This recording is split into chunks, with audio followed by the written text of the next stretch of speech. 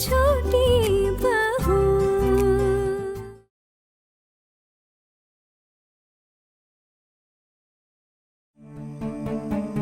आप आहाना को मनाकर अपने साथ वापस लाने गई थी? तेरी माँ ने उसे छूट देखकर सर पर चढ़ा रखा है उसे। दीदी ने भी उसे अपने ही अनुशासन में रखा होता ना, जैसे बाकी बहुओं को रखा था, तो ये नौबत नहीं आती। अरे अनुशासन तो छोड़ो, ये तो खुद उसके इशारों पे नाचने लगी है। और ये बाकी की बहुओं का भी वही हाल है। हाँ, मेरी बहू तो गृहस्थी संभाल ही नहीं पाई, इसीलिए तो मुझे मेरी पोल्टू की दोबारा शादी करनी पड़ेगी। मैं घर पर नहीं थी तो लगता है सब लोगों ने बड़े अच्छी तरह से कान भर दिए हैं तेरे। माँ, कान भरने जैसी कोई बात नहीं है, सच सबके सामने। वो लड़की जो हमारे घर नहीं आना चाहती, हमसे कोई रिश्ता नहीं रखना चाहती, हमारे घर की बहू होकर भी किसी अजनबी के घर रह रही है। और हमारे घर के इतने नियम तोड़े उसने। आप उससे मिलने गई थी, उसको मनाकर वापस लाने गई थी, क्यों? गलती तो हर इंसान से होती है छोटू, और उस गलती को सुधारने का एक मौका तो सबको मिलना ही चाहिए। और आना ने ऐसी कौन सी बड़ी गलती कर दी? मोहल्ले वाले मिली को उल्टी सीधी बातें सुना रहे थे, उसने तो बस उन बातों का जवाब दिया। उन लोगों को बुरा लग गया। हम सब ने मोहल्ले वालों से माफी मांग ली थी, आना ने नहीं मांगी। इसमें ऐसी कौन सी बड़ी बात कर दी उसने? क्या ये इतनी बड़ी गलती है छोटू? अर्जुन भैया, आपने खुद ही तो कहा है ना कि अब आप उसके साथ नहीं रहना चाहते हैं। कहा है ना? जी भाभी, मैं नहीं कहा था, लेकिन साथ रहना ना बहुत दूर की बात है। और ऐसी लड़की से मैं बिल्कुल भी शादी नहीं करना चाहता था। ये शादी करके मैंने अपनी जिंदगी बर्बाद कर ली है। तो अब आप अपनी गलती क्यों नहीं सुधार लेते अर्जुन भैया? पर छोटू, एक बात याद रखना, अपनी गलती सुधार कर तू जिसे भी इस घर में लेके आएगा ना, वो तेरे मन मुताबिक होगी, ऐसा नहीं भी हो सकता है। होगी, क्यों नहीं होगी भला? इंसान भला कितनी बार गलती दोहराएगा। इस बार हम अच्छे से देख सुनकर छोटू की शादी करवाएंगे। पिछली बार तो उस लड़की को देखकर ही बावरा हो गया था, लेकिन इस बार तो हम तय करेंगे कैसी लड़की आने से सुख शांति बनी रहेगी इस परिवार में। ये बात हम अच्छे से जानते हैं। तब तो इसे समझ नहीं थी ना, जवानी का जोश जो था। मैं अभी तक जिंदा हूं ठाकुर जी, और इतनी बड़ी जिम्मेदारी उठाने की आपको जरूरत नहीं है। देख रहा है ना छोटू, हम तो तेरी भलाई के लिए ही बोल रहे हैं ना। क्या हम तेरे अपने नहीं हैं? तेरी चाची और तेरी पिशी मुनी क्या तेरे लिए रिश्ता नहीं ढूंढ सकती? ऐसा नहीं होता है क्या कहीं? आप तो अपनी बहू के साथ नहीं रह पाए ना, तो कभी आपने अपनी बहू को अच्छी नजर से देखा है, तो आप ये सब ना ही बोले तो अच्छा है ना। हे मीता, बहुत ज्यादा नहीं बोल रही है तू? और इतनी हिम्मत आती कहाँ से? अपने पति के दम पर ही ना। ज्यादातर पत्नियां अपने पति के दम पर ही बात करती है, जैसे आप भी कर रही है और मैं भी कर रही हूँ।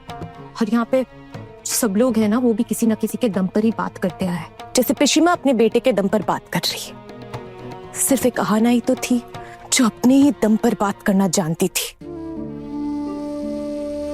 इसलिए उसकी बातें सबको इतनी कड़वी लगी, इसलिए वो सबकी आंखों का कांटा बन गई। मीता भाभी, आहाना मेरी पत्नी है ना, मेरा रिश्ता है उसके साथ, तो आप लोग इतनी दया क्यों दिखा रहे हैं उस पर? छोटू, पहले तो आप अपनी बीवी का सम्मान करना सीखिए। आप ही ने कहा ना कि आप उसके साथ नहीं रहना चाहते, तो वो क्या कर सकती थी? बस आपको इस रिश्ते से आजाद ही कर सकती थी वो। सही कह रही हैं आप भाभी, मुझे ना सच्ची आजादी चाहिए अब। और माँ, आप तो उसे लाने गई थी ना, नहीं आई वो? मुझे तो अभी तक कुछ बोलने का मौका ही नहीं मिल रहा है। बाकी सब लोग बात कर रहे हैं, लेकिन जिसके बारे में बात हो रही है उसी को बोलने नहीं दे रहे। तो बोलिए ना, क्या बोलना चाहती है भाभी? हमने रोका है क्या आपको? छोटू आपका अपना बेटा है, आप तो बोलेंगी ही, आपका पूरा हक है। लेकिन वो क्या है ना भाभी, हमसे छोटू का दुख देखा नहीं गया। बता रहा था कि वो कितना परेशानी में है। बस इसीलिए हम बोल रहे थे। बचपन से पाल पोस कर बड़ा किया है हमने इसे। आपने अकेले परवरिश तो नहीं की है ना इसकी? आप अकेली कुछ संभाल पाती क्या? नहीं संभाल पाई ठाकुर जी, नहीं संभाल पाई क्योंकि इस पूरे परिवार की जिम्मेदारी मुझ पर थी। आपके माँ बाप को संभालने से लेकर आपके बच्चे को संभालने तक सब कुछ मैंने किया है। आप तो चली आई थी यहीं पर अपने बच्चे को कोख में लेकर, ससुराल में तो टिक नहीं पाई थी। आपके लिए भी तो कुछ कम नहीं किया है मैंने। आपसे तो तब भी काम नहीं होता था और आज भी नहीं होता है। तो बच्चों की परवरिश में आपका हाथ बटाना तो बनता ही था। देखिए बड़ी मामी, पुरानी बातों का कोई फायदा नहीं है। जैसे आपने इस घर के लिए बहुत कुछ किया है ना, हमने भी कुछ कम नहीं किया है। माँ ने जो परवरिश की है बच्चों की, वो कुछ कम नहीं है। आप कह रही हैं कि मेरी माँ ने आपका बुरा किया है, बल्कि इससे ज्यादा बुरा तो आपने किया है मेरे साथ। मेरी जिंदगी बर्बाद करके रख दी है आपने। आपकी वजह से मेरा घर टूट गया है। आपने मेरी बीवी को इतना भड़काया है, इतनी हिम्मत दी है इसको कि मुझे आज इसे डिवोर्स देना पड़ रहा है। सिर्फ आपकी वजह से। अगर मेरा घर टूट गया है तो इसकी जिम्मेदार सिर्फ आप हैं।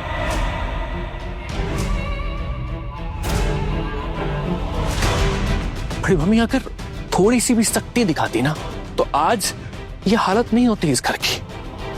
ऊपर से छोटू की बीवी, वो कल की आई लड़की घर में हल्ला मचाती रही और आपने कुछ नहीं किया, बल्कि आपने उसका साथ दिया। बड़ी मामी, ये आपने सही नहीं किया। तो बताओ क्या सजा देगा मुझे? गलती तो की है मैंने। माँ जाने दीजिए ना, पोल्टू दादा छोड़िए ये सब बातों। और वैसे भी माँ क्या ही फर्क पड़ता है, आपके बुलाने के बाद भी तो आना आई नहीं ना। आपने आना को आखिरी मौका दिया था ना यहाँ वापस आने के लिए, नहीं लिया ना उसने वो आखिरी मौका। हाँ, वो नहीं आएगी। वो ये कह रही है कि तूने उससे कहा है कि तू उससे प्यार नहीं करता और तूने ये शादी करके बहुत बड़ी गलती की। गलती तो की है माँ शादी करके। मैंने आना को एक मौका दिया था कि अगर वो सब कुछ सही कर देगी तो वापस इस घर में आ सकती, लेकिन वो नहीं मानी। वो अपनी जिद में थी, तो मैं क्या करता माँ? उसने कभी मेरी केयर नहीं की, कभी मुझे इंपॉर्टेंस नहीं दिखाई। तो आप ही बताओ अब मैं क्या करता? इस घर में ये सब नहीं होता है छोटू। इस घर में सबकी देखभाल करनी पड़ती है। अगर सिर्फ पति की करो तो यहाँ सबके मुंह फूल जाते हैं। हमने भी कहाँ अपने पति की देखभाल की है कभी। लेकिन हाँ, आहाना से मैंने सुना है कि आप हर रोज रात को उससे अपने पैर दबाया करते थे। हाँ, मैं जानती हूँ कि ये आपका निजी मामला है, मैं इसमें बोलना भी नहीं चाहती। लेकिन एक बात बताइए छोटू, आपने कभी आहाना की इज्जत की, उसे समझने की कोशिश की है? इस घर में सिर्फ आपके दादा भाई और टुकुन ही अपनी बीवी की इज्जत करते हैं, उनको सम्मान देते हैं। उनके अलावा कोई नहीं देता है। हाँ, इज्जत तो करेगा है ना, क्योंकि सीधा है मेरा बेटा। उसके सिर पर हाथ फेरकर बेवकूफ बनाना बहुत आसान है। आप ऐसे बिना बात के मेरे साथ बदतमीजी मत कीजिए।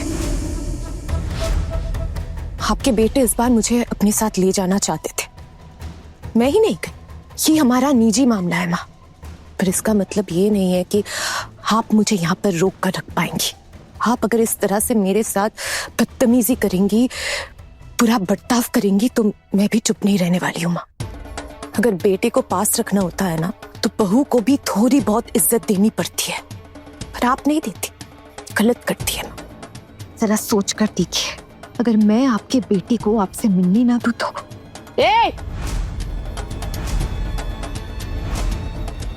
धमका रही है मुझे? हाँ, डरा रही है तू? ये सब कुछ ना उस लड़की ने सिखाया है। नहीं तो ऐसी बातें हमारे घर में कभी होती थी क्या? देख रही है भाभी क्या हो रहा है। उस लड़की ने सबको बिगाड़ कर रख दिया है। छोटू, मुझे तुझसे बात करनी है। और क्या बचा है माँ कहने को? मैंने आपसे ये बात बोल दी है ना कि मैं उसके साथ नहीं रहना चाहता हूँ, और आपने भी उसे मौका दिया, लेकिन उसने वो मौका नहीं लिया। उसने भी आपकी बात को ठुकरा दिया, तो खत्म हो गई ना बात। अब मैं उसे वापस लेने नहीं जाऊंगा। मैंने तो तुझसे ये नहीं कहा, बल्कि मैं तो खुद कहती हूँ तुझे कि तू उसे छोड़ दे, तू उसे छोड़ दे, तू उसे छोड़ दे।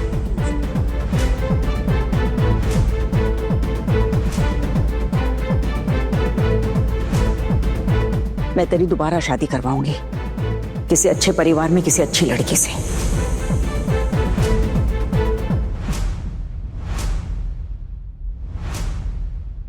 बस बस टाइम हो गया। नहीं नहीं, और मैं टाइम नहीं दूंगा। प्लीज मामू, प्लीज एक भी लाइन लिखने नहीं दूंगा तुम्हें। नहीं मामू 5 मिनट बस। भले 5 मिनट मैं तुम्हें दे दूं, लेकिन एग्जामिनेशन हॉल में तुम्हें 5 मिनट कौन देगा? कोई नहीं देगा। इसीलिए अभी से ही इसकी प्रैक्टिस शुरू कर दो। दिए गए समय के अंदर जितना लिख पाई उस पर ही रिजल्ट तय होगा तुम्हारा। यही असली परख होती है एक स्टूडेंट की। मामू मैं आपकी बात समझ गई, लेकिन बस 5 मिनट। मुझे ना लास्ट वाले क्वेश्चन का आंसर आता था, वो मैं लिख सकती थी। सिर्फ पता होने से क्या होगा? पता तो कई लोगों को बहुत कुछ है। सही समय के अंदर अगर ज्ञान का इस्तेमाल ना किया जाए तो कोई फायदा नहीं होता। टाइम पे सब करना पड़ता है। मैंने टाइम सेट करके रखा था, तुम कर नहीं पाई, अब टाइम खत्म हो चुका है। मामू सुनो बेटा, तय किए गए समय के अंदर सही जवाब लिखवाना ही असली कला है। यही असली टेस्ट होता है हर स्टूडेंट का, समझी? समझ गई आपकी बात। अब ना मुझे बुलेट ट्रेन की स्पीड के हिसाब से लिखना पड़ेगा। पता तुमने गलती कहाँ की? पहले तुमने बहुत फैलाकर लिखना शुरू कर दिया था, फिर जैसे समय कम होता गया तुमने बाद के आंसर्स को छोटा कर दिया, लेकिन फिर भी तुम पूरा लिख नहीं पाई। मतलब पहले से ही तय कर लेना चाहिए जिन सवालों के जवाब तुम दे रही हो उस पे कितना एवरेज टाइम बताना चाहिए, और टाइम उसी हिसाब से डिवाइड करना सबसे ज्यादा जरूरी है। अगर एक सवाल का जवाब देने में ही 1 घंटा बिता दोगी तो बाकी के सवालों का जवाब तुम कब लिखोगी? जी।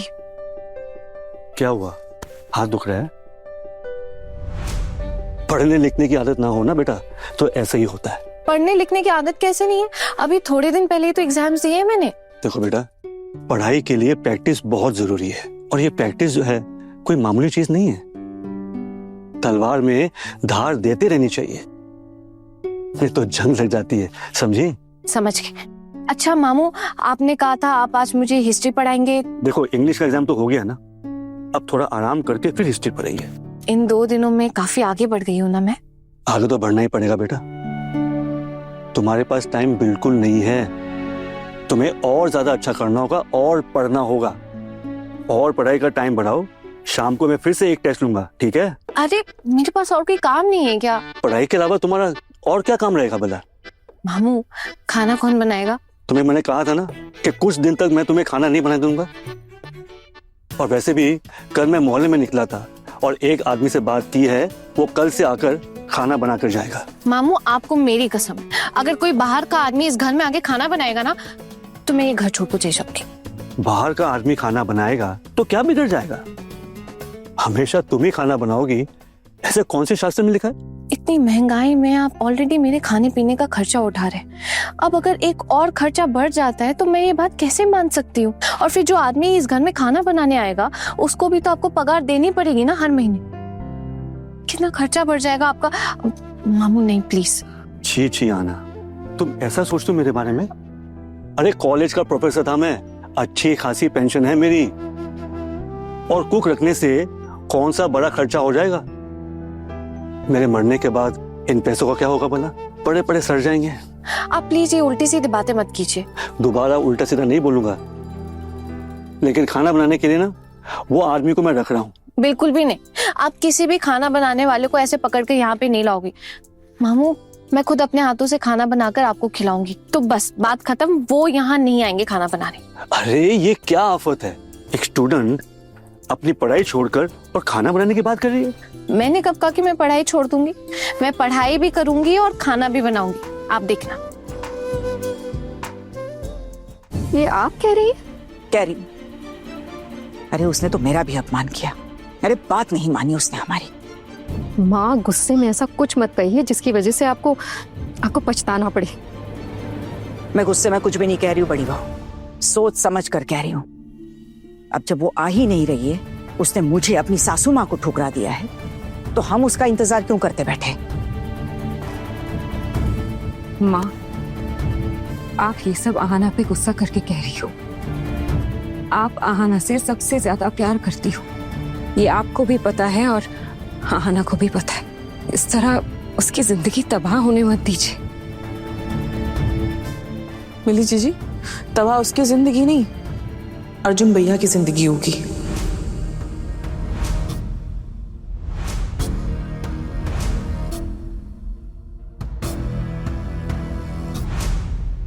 क्या कहा भाभी आपने? वही जो आपने सुना भैया, क्योंकि जहां तक मैं जानती हूँ आना ऐसी लड़की नहीं है कि किसी गलत के आगे अपना सर झुकाए। आना सर उठाकर जीने वाली लड़की है। और आपको क्या लगता है कि आप नई नई शादी करेंगे तो आपकी जिंदगी में खुशियां आ जाएंगी? आपकी आने वाली नई पत्नी क्या आपके लिए सही होगी? क्या गारंटी है इस बात की कि सब कुछ ठीक हो जाएगा? जिस दिन वो कामयाब हो जाएगी ना, अपने पैरों पे खड़े हो जाएगी, उस दिन आप पछताओगे। आपको दुख होगा कि ये मैंने क्या कर दिया, क्योंकि इस बात की कोई गारंटी नहीं है कि आने वाली लड़की बिल्कुल आपके लायक होगी। इंसान से गलती एक बार होती है, इंसान बार बार गलती नहीं करता। सुन छोटू, ये सब जो ये बोल रही है ना, ये मुझे सुना रही है, तुझे कुछ नहीं कह रही है। देख, मैं तो अपनी जिंदगी का फैसला ले चुका हूं और मैं बहुत खुश हूं। दुष्ट गाय से गौशाला खाली पड़ी रहे ना, तो वही बेहतर है।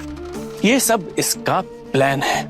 अब माँ मेरे लिए लड़की ढूंढेगी, मेरी शादी करवाना चाहेंगी, लेकिन ये यहां पर रहकर मेरी शादी रोकने की पूरी कोशिश करेगी। अब जो भी आएगा वो इसको देख के तो उल्टे पांव वापस लौट जाएगा।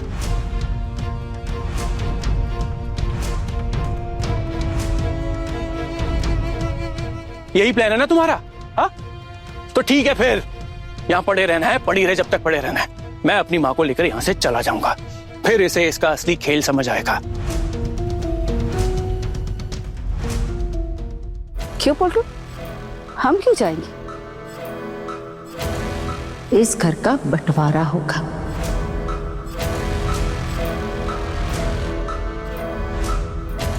सालों से रह रहे इस घर में, हमारा भी हक है इस घर पर। आने जाने का दरवाजा अलग कर लेंगे, बस बात यहीं पर खत्म। जिसे जो करना है आप लोग कर लीजिए। मैं यहाँ शादी करके आई हूँ, ये मेरा ससुराल है और यहाँ से मुझे कोई नहीं निकाल सकता।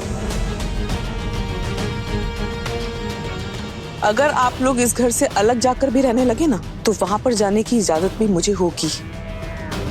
उस घर पर भी मेरा पूरा पूरा हक बनता है। देखा क्या बोला मैंने? यही इसका प्लान है। ये पट्टे आहाना ने पढ़ाई है ना तुझे? देख लेना, कुछ नहीं कर पाएगी तू। आना ऐसी बेफिजूल की बातें नहीं सिखाती है। वैसे भी मुझे तो ये कानून इन सब का ज्ञान ही नहीं था। मुझसे तो कुछ भी बुलवा लो, कुछ भी करवा लो, मैं कर लेती चुपचाप, क्योंकि मुझे तो इस बारे में कुछ पता ही नहीं है। लेकिन आप जानती हैं, इस बार आना मुझे समझा कर गई है, बता कर गई है कि क्या सही है और क्या गलत। आना भी चाहती तो यहाँ आकर रह सकती थी, लेकिन नहीं, उसकी ना अपनी सोच है, उसकी अपनी समझ है, उसके पास अपना आत्मसम्मान है, खुद की नौकरी मिलेगी, वो अपने पैरों पे खड़ी हो जाएगी, खुद की कमाई होगी उसके पास, और फिर आप पछताएंगे। मेरे पास वो सब नहीं है, इसलिए मुझे ये सब सहना पड़ता है।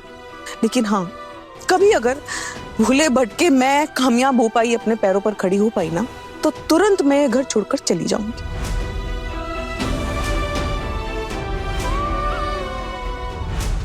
कैसे खड़ी हो पाएगी? पूरी जिंदगी तो मेरे कंधों पे बोझ बनकर बैठी रही। आपसे शादी किए मुझे कितने साल हुए हैं? हाँ, शादी से पहले मैं अपने पिताजी के ऊपर निर्भर थी और उसके बाद शायद आपके ऊपर। पिताजी ने तो कभी पढ़ाया नहीं और आपने कभी स्वावलंबी बनने नहीं दिया, लेकिन बस आहाना ही थी जिसने खुद के पैरों पर खड़े होने की सीख दी है।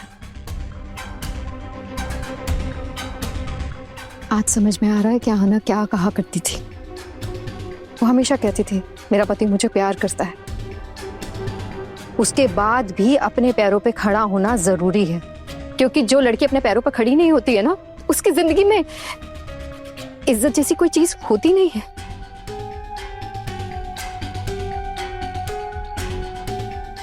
अर्जुन भैया, आप जाइए ना, एक बार आहाना को वापस लेके आइए ना। आप चाहेंगे तो वो जरूर वापस आ जाएगी। मैं कल जाऊंगा।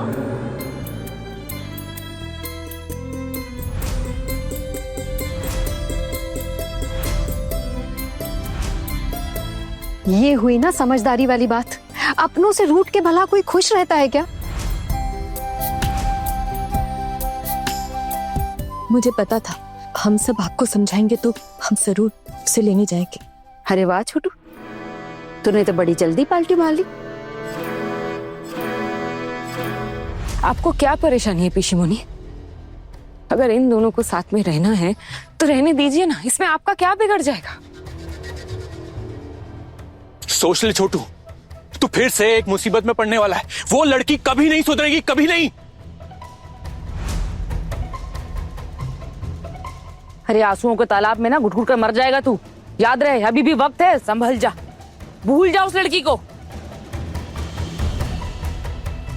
मैंने ये थोड़ी कहा है कि मैं उसे लेने जा रहा हूं। मैंने बस इतना कहा है कि मैं कल जाऊंगा क्योंकि मुझे एक जरूरी काम है उसके साथ।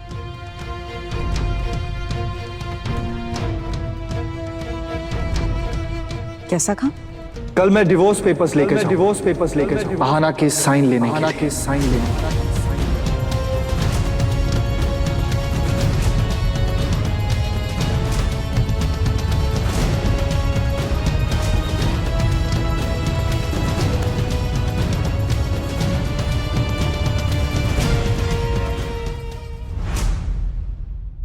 अगर आपको आगे ऐसे लगता है कि आपको अपना फैसला बदलना है या आप हमारे घर के जो नियम और कानून हैं उनके हिसाब से चलने नहीं, मैं आपके सामने एक शर्त रखती हूँ। अगर आप मेरी शर्त मानते हैं कि मैं नौकरी कर सकती हूँ, अपने हिसाब से जी सकती हूँ, रह पाऊंगी और आपको इससे कोई प्रॉब्लम नहीं है, तो फिर मैं दोबारा आपके साथ रहने के बारे में सोच सकती हूँ। बड़े घर की छोटी बहू शाम 9:30 दंगल टीवी पर।